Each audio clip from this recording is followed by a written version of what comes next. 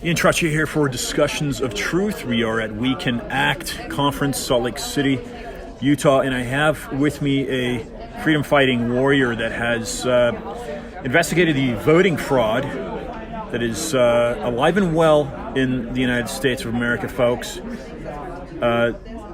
Seth Keshel joins me. Seth, please, for folks that aren't familiar with your work, please make the introduction. Who are you, sir? Ian, thank you for the invite onto your show. I'm a former Army intelligence officer. I was a captain. I'm a veteran of the war in Afghanistan, and I am skilled at intelligence assessments and analysis from about 30,000 feet, literally. Aviation support in the Army. But now with elections, I have a background in politics from grassroots conservative causes in Texas. Began to become acclimated to the current environment around 2014 timeframe. And in 2016, I would say I made waves, but I wouldn't call it that because nobody knew who I was then. But I called all 50 states accurately in the 2016 election in the face of all these polls suggesting that Clinton was on her way to a 10-point plus landslide. So I developed my own methodology for evaluating states and how they are going to break in an upcoming election. And in 2020, I was asked to replicate that. And all of my charts and all of my graphics and all of my methodology was available going into the election. And then, of course, when everything went south after Florida and North Carolina and Georgia were going to Trump, Texas had gone to Trump. And of course, it was very obvious to some people that don't know anything about analytics. It was obvious watching Wisconsin and Michigan fall on election night. But then, of course, you had the other contested states being stolen over several days. But I had the charts and graphics and trends from some of them as far back as 128 years that have been disrupted. And within a couple weeks, I've been in touch with General Flynn and met General Flynn, and I became part of his election fraud challenge team.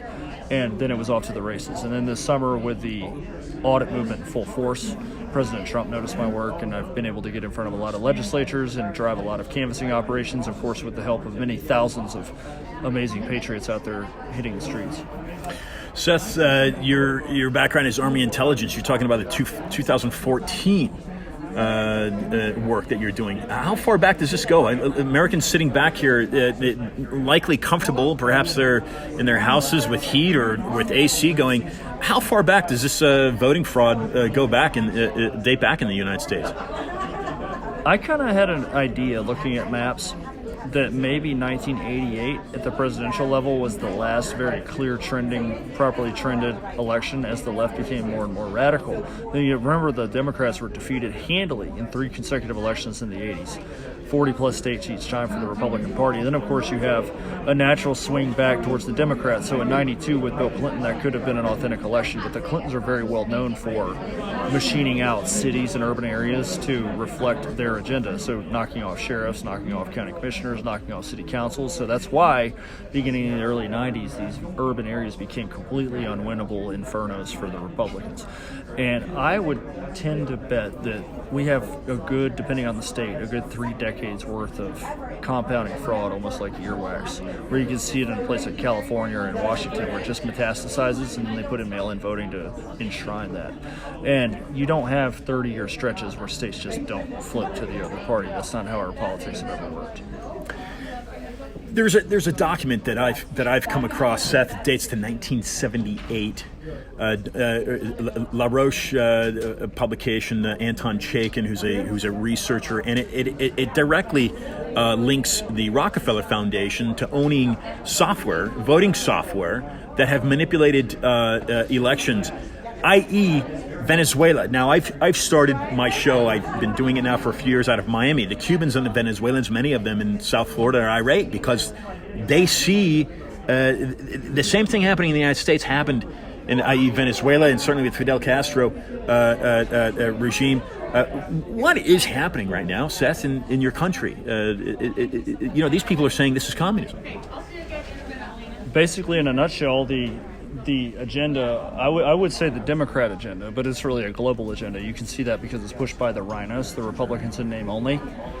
They just have a different flavor of going about it, and it generally takes longer to get there if Republicans run the states because you have a mix of legitimate and inauthentic Republicans.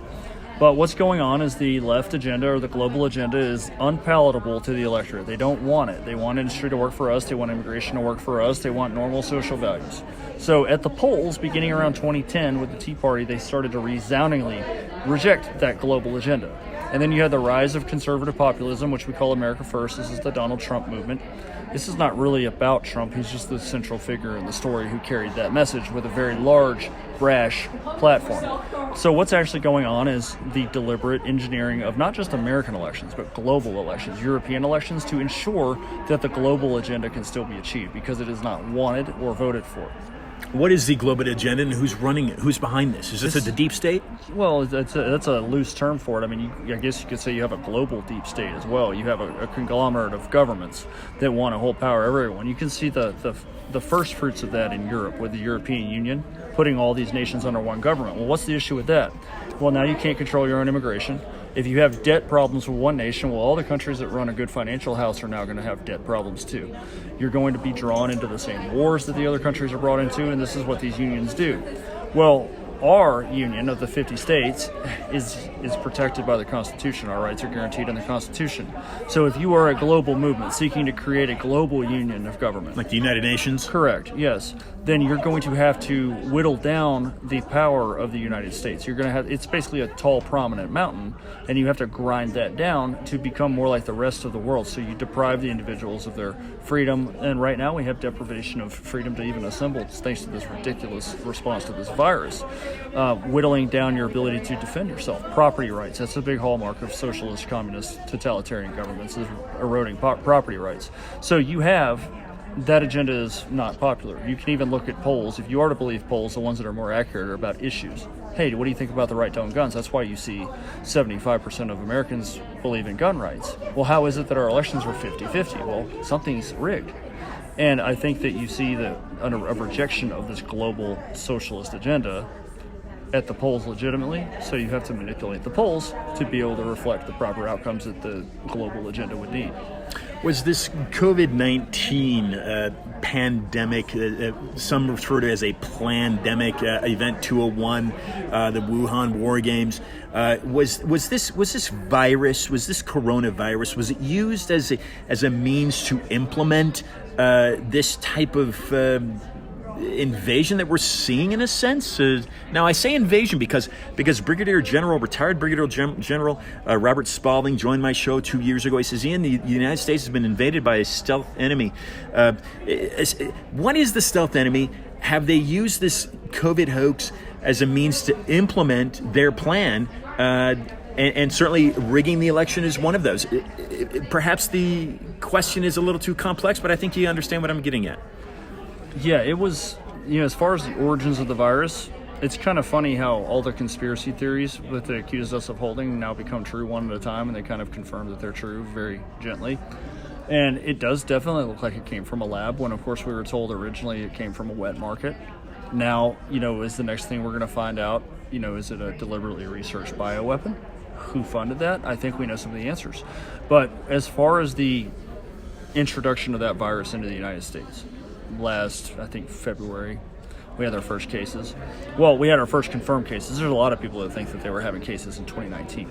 But the virus itself was 100% used by the deep state. I hate that term, but I just use it for the sake of everyone's understanding. How about central bankers? Does that fit? We could perhaps, but okay, so the deep state wants to use coronavirus, and they did.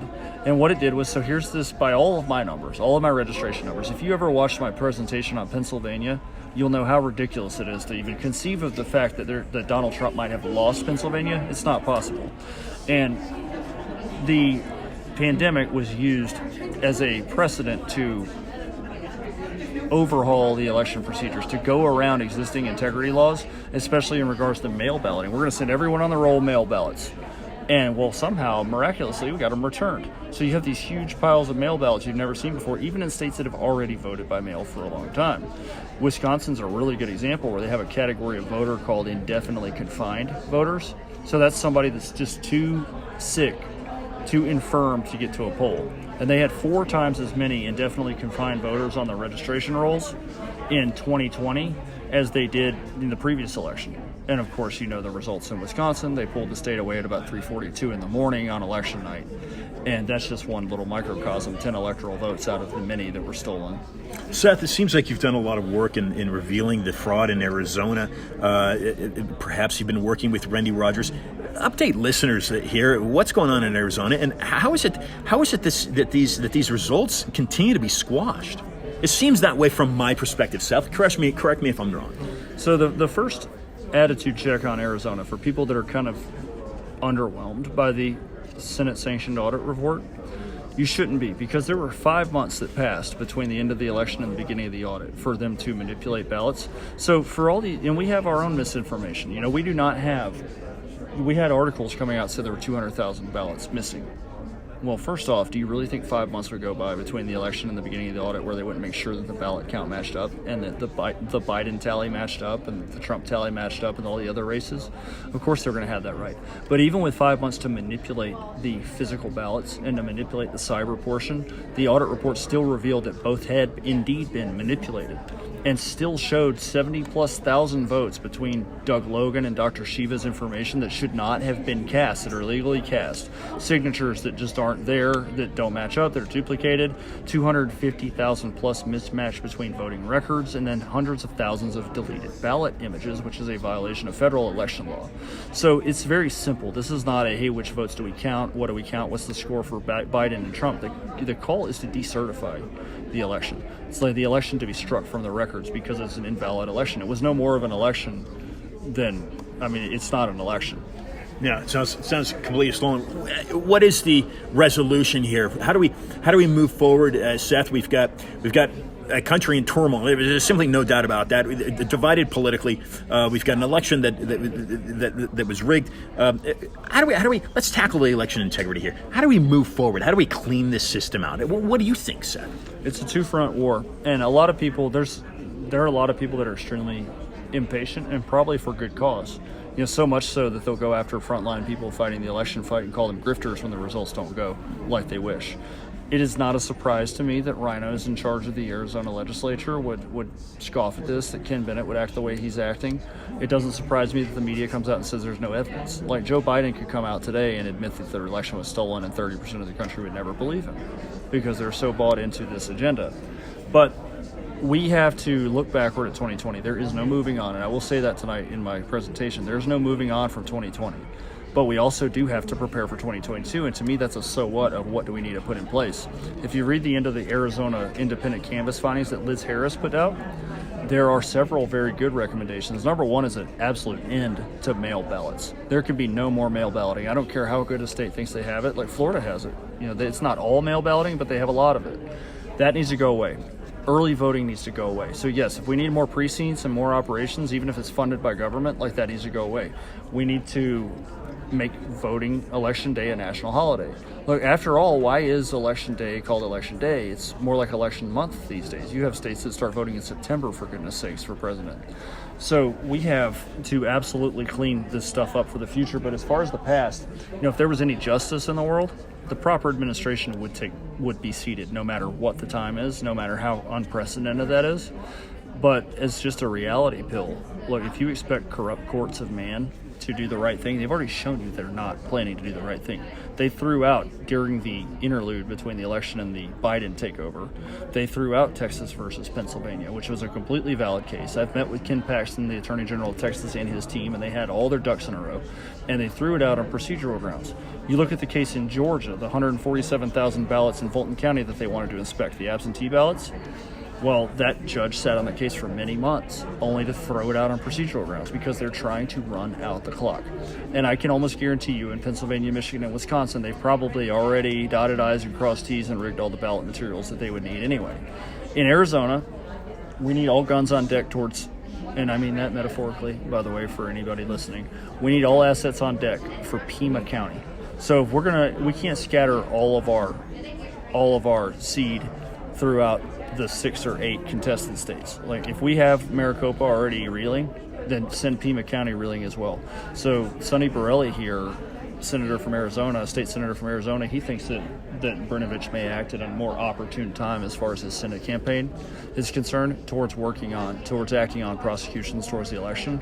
Of course, we lived through the James Comey, Hillary Clinton, episode, so I'm not going to put all my hope in that. But we will 100% fail if we stop pursuing the truth of the election. Now, for those of us that hold the faith I believe that we, working in faith, will be rewarded with a country that does go through hard times. I mean, history shows you that countries rise and they fall. But we cannot neglect to expose the truth, even if the results don't go the way we want. I want to get your comments here on this as we wind down, and I appreciate your time, Seth. Ladies and gentlemen, Seth Keshel, discuss the truth here. The United States federal government, where we live in a republic with democratic values, that's undisputable. The United States federal government is in a $30 trillion, it's roughly $30 trillion, I don't know what the exact number is, but let's just say it's a $30 trillion debt.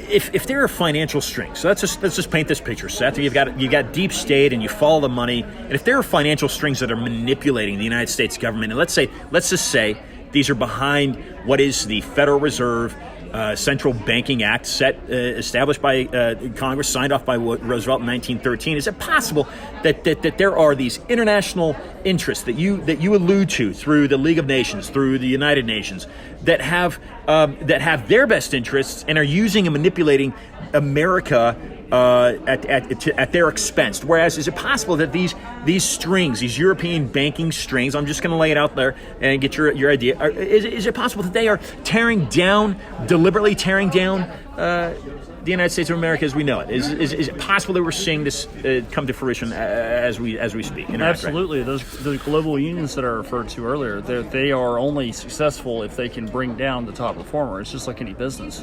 If you're a sales organization, the best thing you can do is to take out your competition, to either outsell them, or if you had the way, imagine you had the means to wipe out your competition. If there was another internet warehouse out there that had the ability to make Amazon self-sabotage itself, look at what China does. China owns so much influence in states like Georgia and Texas, where they're having these politicians, they're either compromised or bribed to where they're willing to act against the interests of their own citizens and states by importing various things and by being on the hook for certain issues. That the United States at the state level, 50 for 50, is beginning to compromise itself. And you can see it in trade deals like NAFTA, where other nations benefit from our stupid deals. So you have Mexico taking all these jobs over just because, and it wasn't just Bill Clinton, it was George Bush too.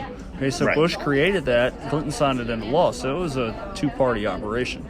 Donald Trump ran against it. He reaped the rewards of that entire region that was afflicted turning towards him. So you can see that other nations, through pacts and trade deals and treaties and stuff, you can see in the future they're going to try to make stuff about the environment, climate change. And this is like the Paris Accords, that Trump left. Here's something that we can use to have the United States, with its massive energy industry, self-sabotage itself to become reliant on energy from other nations. It's the oldest trick in the book. 100% you're right on target. There's other nations getting us to self-sabotage. Seth, incredibly well said, and glad to hear it from you. Let's take a moment here for some closing comments for listeners, perhaps places they can follow you on social media, whatever it may be. But some closing comments, what do you want listeners to walk away with from you? I want everybody to walk away with a mission. So at events like this, people can do one of two things. They can look at all the speakers who are constantly on a speaking circuit, and they can be cynical, and they can say that people are grifters, or they can recognize that the people here are fighting the fight, and they're subject matter experts in a field. So mine is elections. And I know about other things. I know about foreign policy. I served a year in Afghanistan. But there's people here that are pro-life leaders. There's people here that are medical freedom leaders. There's people here that are into survivability. There's people here that are into fitness. There's people here into everything. So you need to find your call. There is no more time to be sitting around doing nothing. It doesn't have to be at a high profile. You don't have to have 150,000 followers on social media. You don't have to have famous friends. Every single person. So as much influence as I've been given right now with elections, I would be zero without all the people that I meet state to state, county to county, that are doing the canvassing, that know the legislators, that have the meetings at the town halls that I can't go to. So do not neglect your role, even if you consider it minor or meaningless, because we need every single patriot in this country engaged, or we will lose. Ladies and gentlemen, Seth Keshel. Seth, thanks for taking the time. Ian, pleasure to be on your show. Thanks for having me.